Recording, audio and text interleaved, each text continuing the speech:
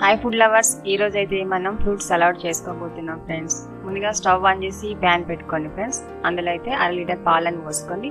పాలను పూర్తిగా పోసుకోకుండా కొన్ని పక్కన పెట్టేసుకోండి ఫ్రెండ్స్. పాలను 2-3 నిమిషాల పాటు మరిగించుకోవాలి.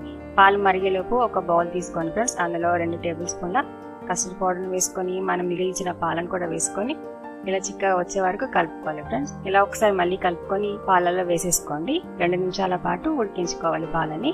అందులోనే ఇప్పుడు మీ టేస్ట్ తగ్గట్టు షుగర్ని యాడ్ చేసుకొని షుగర్ మొత్తం కలిసేలాగా కలుపుకోండి ఫ్రెండ్స్. ఒక బౌల్లో వేసేసుకోండి. ఇప్పుడు మీకు నచ్చిన ఫ్రూట్స్ అయితే తీసుకోండి. అందులో ఇప్పుడు నేనైతే కొన్ని యాపిల్ ముక్కలు వేసుకుంటున్నాను, బనానా ముక్కలు, చెర్రీ ముక్కలు, దానిమ్మ గింజ ముక్కలు, గ్రేప్స్ ముక్కలు వేసుకొని ఇలా అన్ని ఒకసారి కలిపేలాగా కలుపుకోండి ఫ్రెండ్స్. 1 గంట పాటు ఫ్రిడ్జ్ లో ఉంచేసుకోండి. 1 గంట తర్వాత ఇప్పుడు సర్వింగ్ బౌల్ లో వేసుకొని ఫ్రూట్ సలాడ్ అయితే ఎంజాయ్ చేయండి. ఫ్రూట్ సలాడ్ వీడియో నచ్చినట్టయితే లైక్ చేయండి, షేర్ చేయండి, మా ఛానల్ అయితే సబ్స్క్రైబ్ చేసుకోండి. Bye friends.